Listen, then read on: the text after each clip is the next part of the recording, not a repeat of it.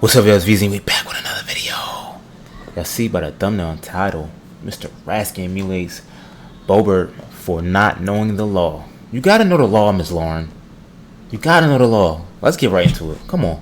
So, Jamie Raskin ended up schooling Lauren Boebert on the Constitution in a hearing about adding a citizenship question to the 2030 census. It is past time we put America and Americans first. Joe Biden and his regime are shelling out benefits to illegal immigrants like Oprah Winfrey on her show. Everyone gets a vote. Everyone gets recognized, even if you're here illegally. In New York, aliens are receiving $53 million in free prepaid debit cards. In Denver, Colorado, aliens get 6 free months of housing. And now they want... Who the F is the aliens? Is she talking about like immigrants? Or is she calling immigrants aliens? Wow, I'm sorry. Want to hand them seats in Congress to buy their lifelong allegiance to the Democrat Party. There are now at least 16.8 million illegal aliens living in the United States, enough to account for roughly 22 seats in the House of Representatives.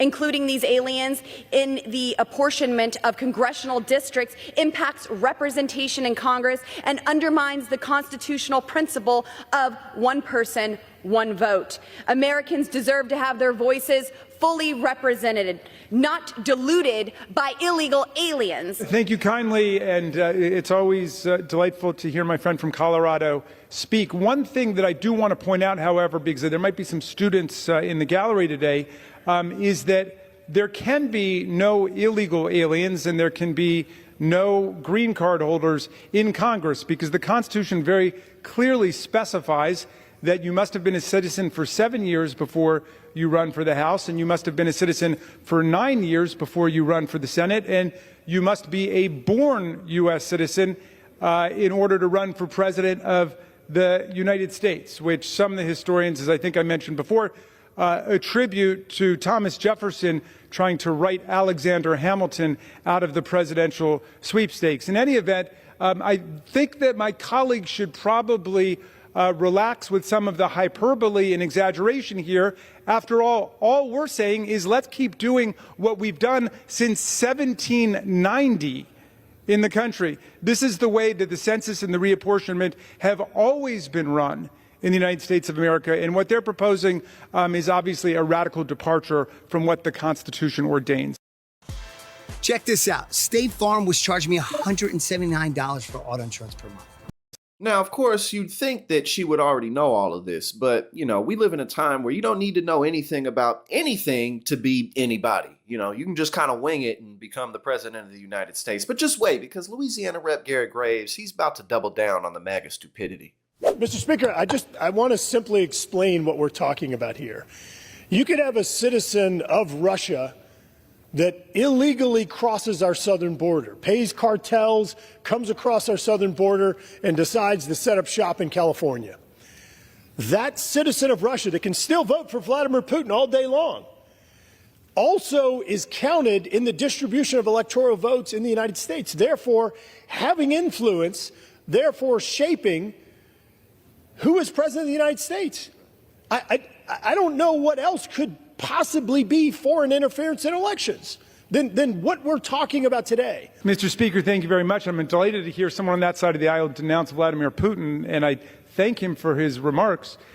We should definitely avoid putting in a president of the United States who looks up to Vladimir Putin and calls him a genius. We authorize committees here in Congress to ensure that we have proper oversight and accountability in the functioning of the executive branch. And this process is extremely vital because often we see agencies abuse the separation of powers, creating rules and laws, regulations without consent of Congress.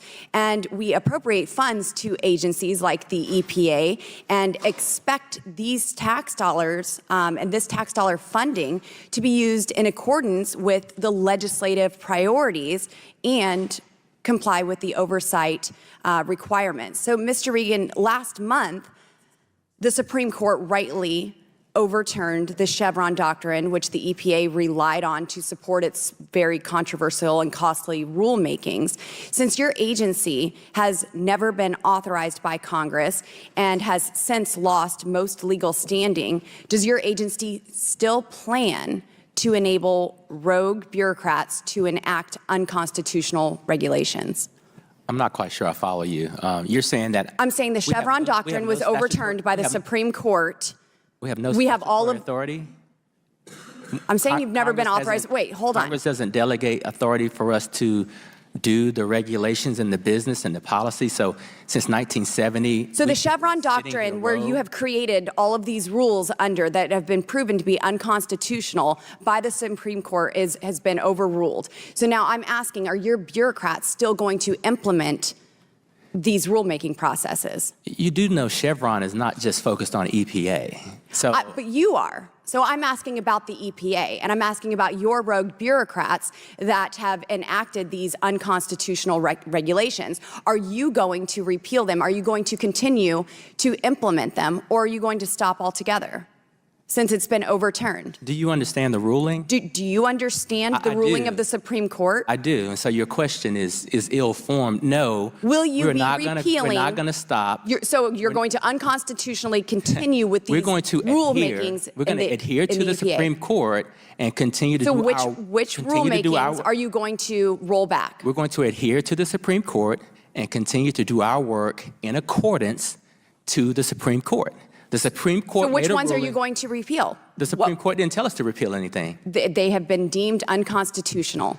No. Absolutely, they have. This was a huge victory. And, you know, I mean, even in our appropriations bill in the House this year, the funding has been reduced by 20%. I would argue that it needs to be reduced by 100%. It's not just that Boebert and the likes are clueless about Loper and the Supreme Court ruling pertaining to it.